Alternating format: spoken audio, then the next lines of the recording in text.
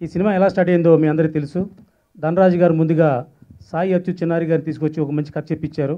కానీ ఆ కథలో అద్భుతమైన కథ ఉంది కానీ పెద్ద హీరో లేరని నేను సంసిస్తే, అన్న నీకేం భయం లేదు, ఈ సినిమా నీకు ఏ విధమైన నష్టం కలిగించదు, నేను కూడా నీ ఉంటా, మనందరూ కలిసి చేద్దాం ఈ సినిమా అని చెప్పి ఎంతో ఉత్సాహంగా ముందుకు వచ్చి ధనరాజు ఈ సినిమాని ప్రారంభించాడు.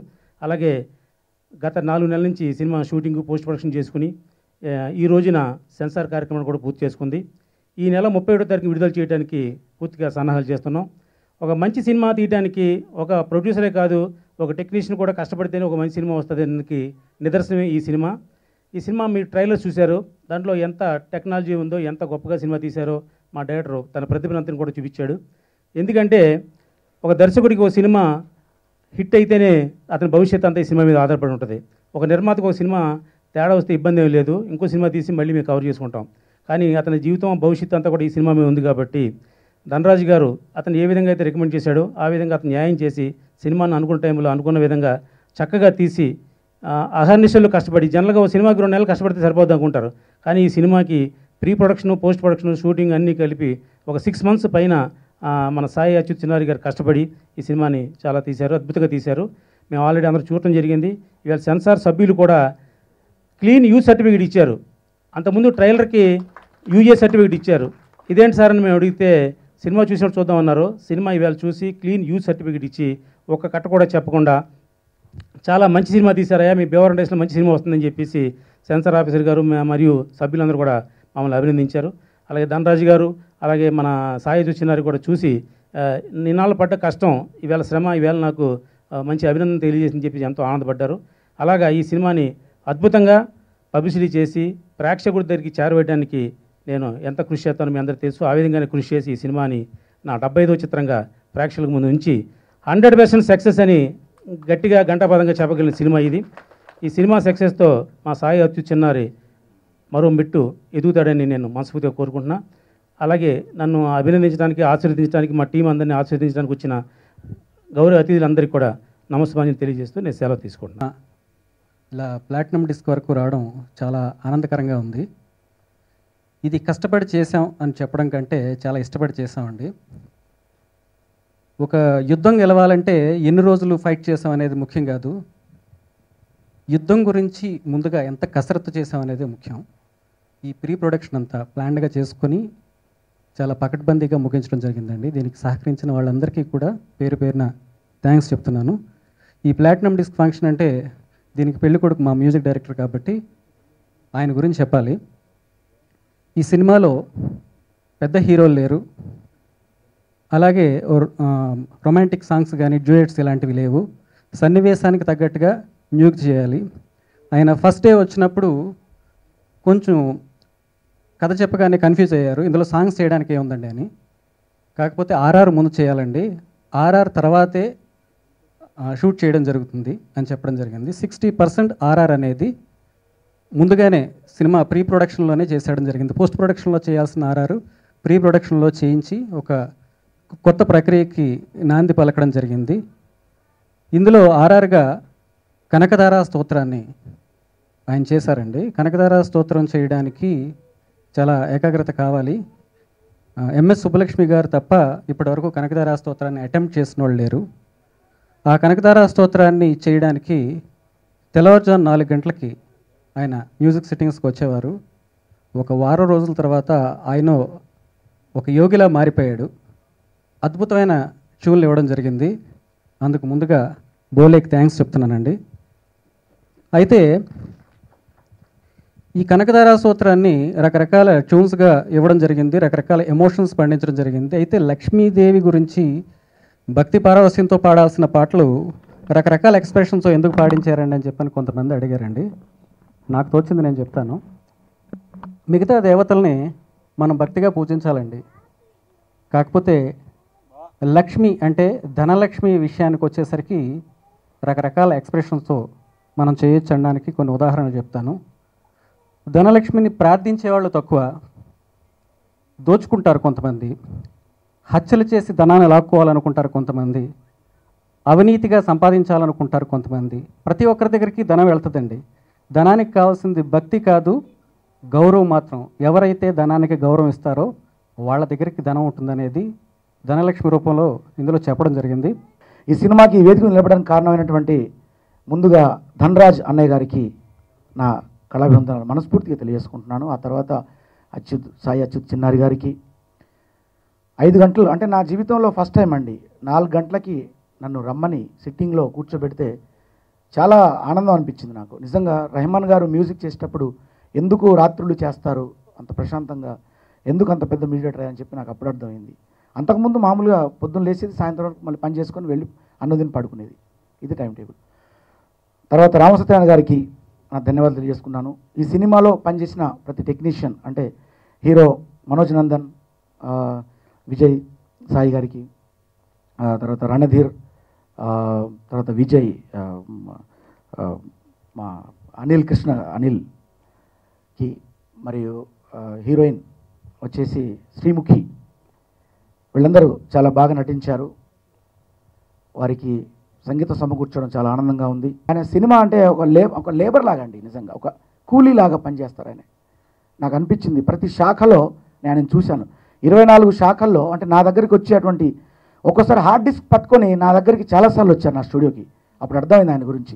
అంటే హార్డ్ డిస్క్ అనేది వేరే మేనేజర్ వాళ్ళు తీసుకొస్తారు, బట్ ఆయన ఒక చిన్న బిట్టు ఇది ఉన్నా కానీ సార్ ఇక్కడ ఈ బిట్టు నాకు రాలేదు అని చెప్పి నాలో ఒక స్టాండర్డ్ పెంచినటువంటి డైరెక్టర్ గారికి నా ధన్యవాదాలు నిజంగా మనస్ఫూర్తిగా చెప్తున్నా అండి ఈ సందర్భంగా. తర్వాత దీంట్లో ఈ సినిమాలో నేను పాటలు పాడాల్సి వచ్చింది. నేను పాడాలని అనుకోలేదండి, ఎందుకంటే నేను ట్యూన్ చేసినప్పుడు నేను డైరెక్టర్ గారికి వినిపించాను ట్రాక్ పాడి. ఆ సందర్భంలో ట్రాక్ విని ధనరాజ్ గారు కూడా లేదు నాకు ఫోక్ సాంగ్ ఇదైతేనే బాగుంటుంది, నీ వాయిసే ఉండాలి అని చెప్పి. ప్లాటినం డిస్క్ ఫంక్షన్ ఎందుకు చేస్తున్నాము అంటే నాకు అది ఎన్నిసార్లు ఎన్ని సీడీలు అమ్మితే లేకపోతే ఎంతమంది వింటే చేస్తారో తెలియదండి. కానీ యూట్యూబ్లో మా చిన్న సినిమాకి 20,000 మంది ఈ పాటలు విన్నారండి. 20,000 మంది పాటలు విన్నారు. 4,900 చిల్లర డౌన్లోడ్ చేసుకున్నారు.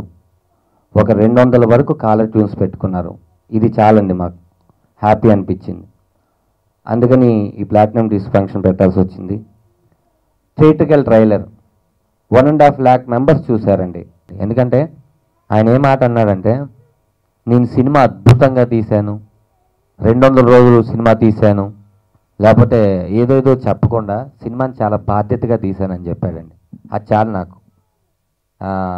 నేను కష్టపడి సినిమాని రూపాయి ఆర్టిస్ట్గా సంపాదించుకొని జబర్దస్త్ స్టేజ్ ప్రోగ్రాంలు ఇవన్నీ చేసుకొని కాముగా బిల్డింగ్స్ కట్టుకోకుండా ఎందుకు ఈ సినిమా తీశాను అంటే 1 year కిందట సాయి చిన్నారి గారు డైరెక్టర్ గారు నాకు ఒక కథ చెప్పారండి. ఆ 1 year నుంచి ఆ కథ చేద్దామని తిరగని ఆఫీసులు లేవు, ప్రొడక్షన్ హౌస్లు లేవు, ఎంతోమందికి చెప్పాం. అందరూ బాగాలేదని ఉంటే నేను కూడా డ్రాప్ అయ్యేవాడిని. చాలా బాగుంది చేద్దాం అన్నారు. అది ఎప్పుడూ తెలియలే. అలా 1 year అయిపోయిందండి. ఈ 1 yearలో నేను ఒక 70 సినిమాలు చేశాను, హ్యాపీగా డబ్బులు సంపాదించుకున్నారు. కానీ ఈ 1 year ధనరాజ్తోనే ఈ సినిమా చేయాలని డైరెక్టర్ గారు వెయిట్ చేశారు. ఈ 1 year వెయిట్ చేసినందుకు నేను సంపాదించుకున్న డబ్బులతో సినిమా తీయలేనా అని ఈ సినిమా తీశానండి. కాబట్టి మా డైరెక్టర్ గారు ఏం చెప్పారో అది 100% చేశారు. రేపొద్దున ఏదైనా సినిమా తేడా వచ్చినా పూర్తి బాధ్యత ధనరాజ్ ఒక్కడే వహిస్తాడు. ఇది ఎవరిని బ్లేమ్ చేసే మ్యాటర్ కాదు, ఎందుకంటే నేను నమ్మిన కథని నమ్మినట్టుగా తీశాడు. కాబట్టి 100% దీనికి కర్త క్రియాకర్మ నేను రామ్ సత్యనారాయణ గారు. రామ్ సత్యనారాయణ గారు ఇంత బడ్జెట్లో సినిమా తీస్తారు, ఇంత బడ్జెట్లో ప్రొడ్యూస్ చేస్తారు, ఇంత బడ్జెట్లో రిలీజ్ చేస్తారు, ఇంతే పబ్లిసిటీ చేస్తారు అని బయట టాక్ ఉందండి. కానీ నేను ఈ సినిమా ప్రొడ్యూస్కి వన్ ఆఫ్ ద పార్ట్నర్ అయినప్పుడు నేర్చుకున్న విషయం ఏంటంటే, ఏదైతే సినిమాలో తెర మీద కనిపిస్తుందో దానికి మాత్రమే డబ్బులు పెట్టాలి, దాని బయట డబ్బులు పెట్టకూడదు అనే విషయాన్ని ఆయన దగ్గర నుంచి నేర్చుకున్నానండి. ఆయన నేర్పించారు ఎక్కడ ఏ సీన్కి అవసరం, దేనికి డబ్బులు అవసరం, సినిమాని ఎంత ప్రమోట్ చేయాలి. అంటే ఆయన నాకేం చెప్పారంటే, అన్న అక్కడ ఒక హోర్డింగ్ వేద్దాం అన్నాను. తమ్ముడు ఆ హోర్డింగ్ 10,000, హోర్డింగ్ జనాల దగ్గరికి రావు, జనాలే హోర్డింగ్ దగ్గరికి వెళ్ళాలి. మన టికెట్ 70 రూపాయలు పెట్టి కొంటాడు ప్రేక్షకులు, ఎంతమంది 70 రూపాయలు పెడితే 10,000 వస్తుందో ఆలోచించన్నాడు. నాకు నిజంగా తెలియలేదు. ఆర్టిస్ట్గా చేసేటప్పుడు రెమ్యునేషన్ తీసుకోవడం, డబ్బులు ఇవ్వకపోతే వాళ్ళకి ఫోన్ చేసి ఎందుకు ఇవ్వలేదు అనడం తప్ప రిటర్న్ డబ్బులు ఇచ్చేటప్పుడు అర్థమైంది బాధ అంటే ఏంటో. బస్సులు వేద్దాం, బస్సులు అయితే జనాలు ఎక్కడుంటారు అక్కడికి వెళ్తాయి అంటే ఇలాంటి టెక్నికల్స్ చాలా నేర్చుకున్నానండి. రామ సత్యనారాయణ గారు శిష్యరికల్లో ఉన్న ఎవరు లాస్ అయితే ఎవరు, ఫస్ట్ నేను లాస్ కానన్న విషయం నాకు తెలిసింది. థ్యాంక్ యూ రామ సత్యనారాయణ గారు. ఈ సినిమాలో భీమవరం టాకీస్ మీద ఈ సినిమాని నేను వన్ ఆఫ్ ద పార్ట్నర్ అయినందుకు నేను చాలా గర్వపడుతున్నాను. అలాగే నన్ను నమ్మి సింగిల్ సిట్టింగ్లో కథ చెప్పంగానే సార్ టోటల్ అమౌంట్ నేను పెట్టుకోలేను, ఒకసారి మీరు కథ వినండి అనగానే యుఎస్లో ఉండే ప్రొడ్యూసర్ అండి, తానాకి నాటాకి వెళ్ళినప్పుడు వాళ్ళు పరిచయం అయ్యారు. ప్రతాప్, భీమిరెడ్డి, ప్రసాద్ మల్లు. కథ వినంగానే వాళ్ళు ఈ సినిమా మేము చేస్తున్నామని ఇమీడియట్లీ వాళ్ళు ఏ రోజు లొకేషన్ కూడా రాలేదు, ఇప్పుడు ఫంక్షన్ కూడా రాలేదు, వాళ్ళు బ్యాంకులో అమౌంట్ వేశారు. నేను నమ్మిన కథని ఇంతమంది నమ్మేసరికి నాకు ధైర్యం అనిపించిందండి. డెఫినెట్గా హీరోగా చేయాలని మాత్రం ఈ సినిమా చేయలేదండి. ఎందుకంటే ఇందులో 4 హీరోలు ఉంటారు. మనోజ్ నందన్, అనిల్, విజయ్ సాయి, ధనరాజ్. ఈ 4 ఒక క్యారెక్టర్స్ మాత్రమే. ఇది విలన్ పాయింట్ ఆఫ్ వ్యూలో ఉండే సినిమా అండి.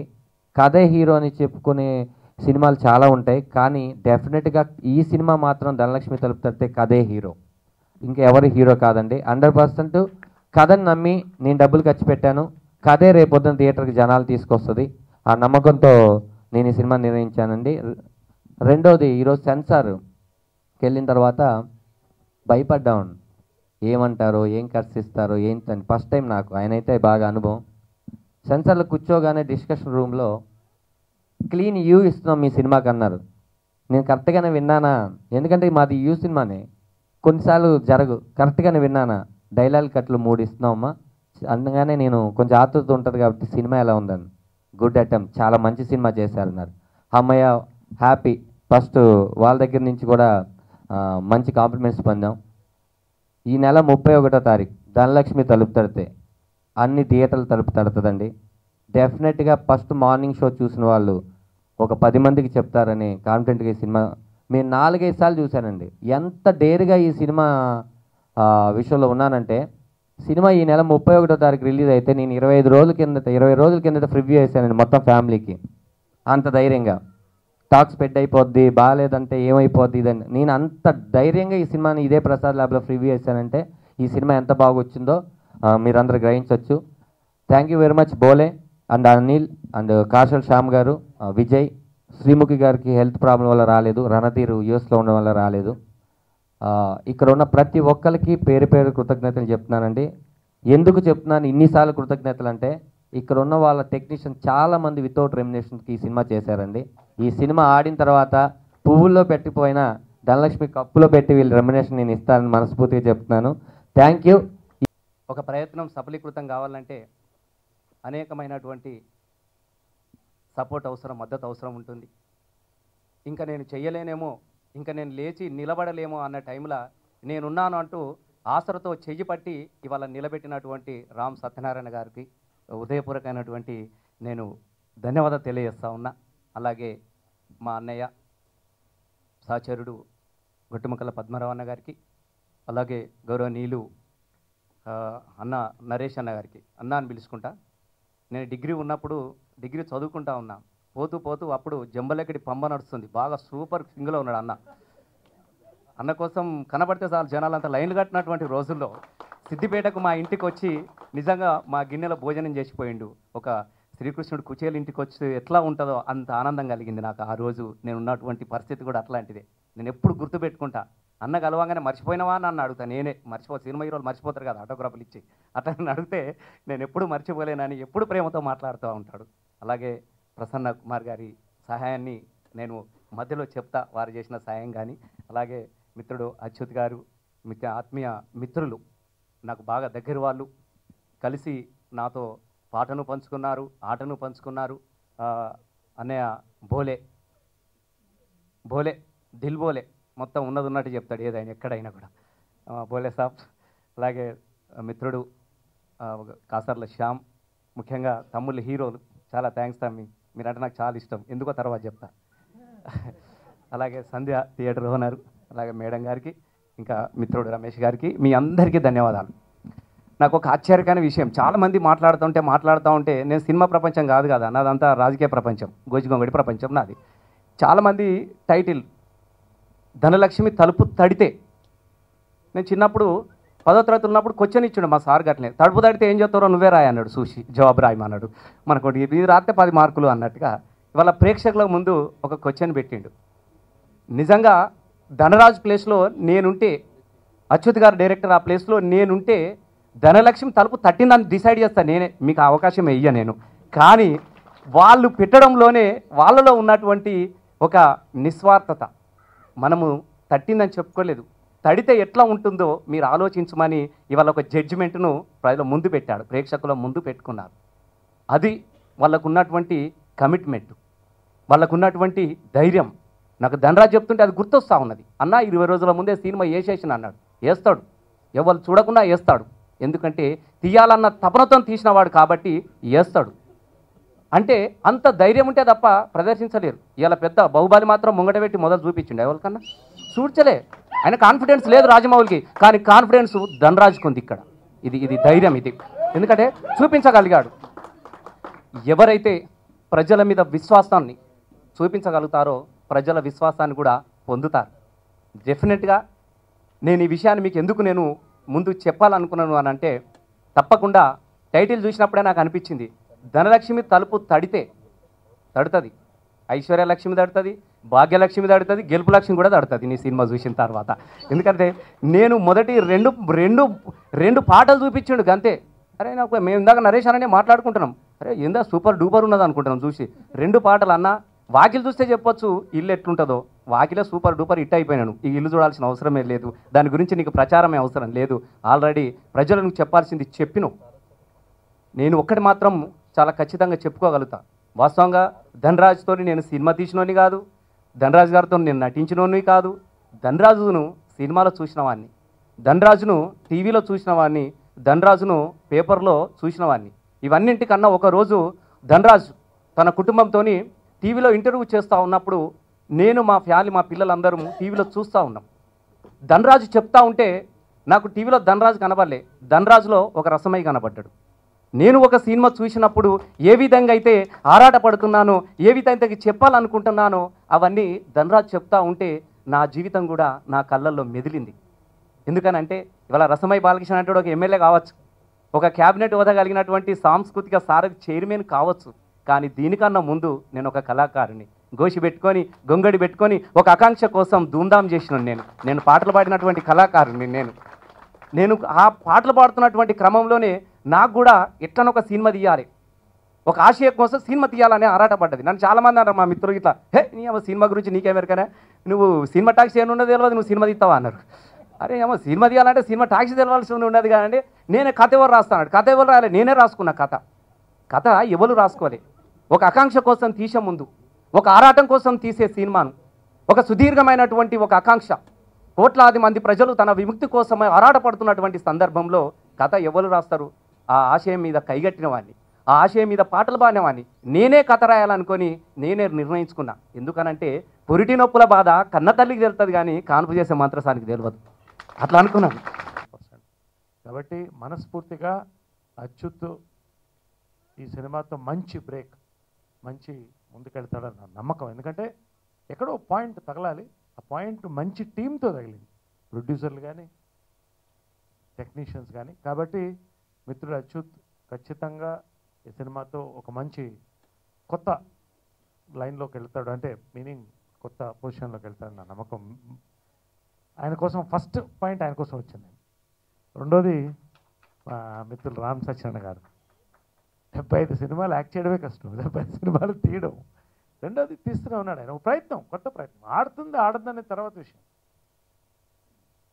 కొన్ని ఆడతాయి కొన్ని ఆడవు, కానీ ఆయన ప్రయత్నంలో కొత్తదనం ఉంటుంది. ఒక ఇందాక ధనరాజ్ చెప్పినప్పుడు ఒక దీక్ష, ఒక పట్టుదల ఉంటుంది, ఒక పద్ధతి ఉంటుంది. ఆ పద్ధతి ప్రకారం వెళ్ళి ఈరోజు సక్సెస్ఫుల్ ప్రొడ్యూసర్గా ఈ రోజున ఇంతమంది మాట్లాడుతున్నారంటే ఆయనకు కూడా అభినందనలు. అదేవిధంగా ఈరోజు ఈ సాయంకాలం హీరో బోలే గారు చాలా చక్కగా, నాకు ఈ పాయింట్ చాలా నచ్చిన పాయింట్. ఎందుకంటే ఒక సినిమాకి రీ రికార్డింగ్, ఇంతకుముందు ఎప్పుడో పాత సినిమాలకి ముందు లిరిక్స్ రాసి తర్వాత మ్యూజిక్ చేసేవాడు. ఒక సినిమాకి రీ రికార్డింగ్ చేసిన తర్వాత షూట్ చేయాలనేది అది కొత్త ప్రక్రియ. రెండోది ఆ స్తోత్రం మీద వర్క్ చేయడం అనేది నిజంగా చాలా కెపాసిటీ ఉంటే కానీ ఆయన్ని తీసుకుని ఉంటారన్న నమ్మకం. అంతే అందంగా ఉంది. ఆ సాంగ్ కూడా విన్నాను, ఎంత క్యాచ్గా ఉందంటే అన్ని సాంగ్స్ అలాగే ఉంటాయని నా నమ్మకం. అదేవిధంగా ఈ రీ రికార్డింగ్ కోసం నేను సినిమా ఒకసారి చూస్తాను ఖచ్చితంగా. ఆల్ ద బెస్ట్ బోలే గారు. ప్రతి ఒక్కరు Dhanraj particularly I want to say నిజంగా చాలా చక్కగా మాట్లాడారు. మిగతా సినిమా మాట్లాడుతుంది. ధనరాజ్ నిజంగా నేను అదే మెచ్చుకుంటున్నాను. ఎందుకంటే ఇండస్ట్రీలో మనం వచ్చి తల్లికి మనం ఏమిస్తున్నాం వెనక్కి ఏదో రకం. ధనరాజ్కి ఆ పట్టుదల ఉంది. కేవలం ఈ రోజున యాక్టర్ చేసుకుంటూ చాలామంది నథింగ్ రాంగ్, సంపాదించుకోవడం తప్పేం లేదు. దాన్ని ఎలా ఖర్చు పెడతాం కూడా మన ఇష్టమే. కానీ మళ్ళీ ఇందాక ప్రసన్న కుమార్ గారు చెప్పినట్టు ఇండస్ట్రీలో రూపాయి నేను పెట్టడానికి ముందుకు వచ్చానంటే అభినందిస్తున్నా. ప్రతి ఒక్కరికి కూడా పేరు పేరున ప్రతి ఒక్కరికి, ప్రతి హీరో ఈ సినిమాలో ప్రతి హీరో అందరికి కూడా ఖచ్చితంగా నేను అచ్యుత్తో కలిసి సినిమా చూస్తాను. ఖచ్చితంగా ఈ సంవత్సరం ఒక మంచి సినిమా మనం చూడబోతున్నాం. ఒక ఎంటర్టైన్మెంట్ కొత్త పాయింట్తో కొత్త ప్రక్రియతో తీసిన cinema. Wishing everybody all the best. ఇవాళ నేను వెళ్ళడానికి అడిగిన పెద్ద కారణం ధనరాజ్. నాకు చాలా మంచి ఫ్రెండ్, చాలా మంచి ఆర్టిస్ట్ కూడా. మేమిద్దరం కలిసి గుండ్లో గోదావరి సినిమా చేసాం. అండ్ ఫంటాస్టిక్ టైమింగ్ ఉన్న వ్యక్తి. ఇప్పుడు ధనరాజ్ సరదా కనివ్వండి అనమాట, నువ్వు కామెడీ కన్నా విలన్గా చేస్తే చాలా బాగుంటుంది ధనరాజ్, ఆ సైకో విలనిజం అదిరిపోతుంది నీలో అని చెప్పి. అది రియల్ లైఫ్ క్యారెక్టర్ నుంచి చెంటే చెప్పిన విషయం. ఇవాళ తను ఇలా స్క్రీన్ మీద చూడడం, అలాంటి క్యారెక్టర్స్లో చూడడం చాలా ఆనందంగా ఉంది. చాలా బాగా చేశారు కూడా, మ్యూజిక్ చాలా బాగుంది. అండ్ మనం నమ్మిన కథని తెరపై ఎక్కించడం ఎంత కష్టమో నాకు తెలుసండి, ఎంతకాలం ఇది చేసుకుంటూ వచ్చాను. అలాంటిది ధనరాజ్ తనకి తనే ప్రొడ్యూస్ చేసుకుని, అందులో నాకు అన్నిటికన్నా నచ్చిన విషయం తన కొడుకు ఫోటో ప్రెజెన్స్ ఉంటుంది పైన, చాలా క్యూట్గా ఉంటుంది. సో తనకి సినిమా తను కోరుకున్న విజయాన్ని, పేరుని అందిస్తుందని ఆశిస్తున్నాను. అలాగే ప్రొడ్యూసర్ రామ్ సత్యనారాయణ గారికి ఆల్ ద బెస్ట్ అండి. అండ్ ఎస్పెషలీ ఈ సినిమాలో కాస్ట్ మనోజ్, అనిల్ అందరికీ ఆల్ ద వెరీ బెస్ట్ అండి. అండ్ ఇందాక డైరెక్టర్ గారు చెప్తుంటే ఇండాలనికే చాలా హ్యాపీగా ఉండిందండి. ఆయన కష్టాలు పడి ఆయన నమ్మిన కథని వాళ్ళు తీయగలిగారు. So wishing the entire team all the very best. Thank you.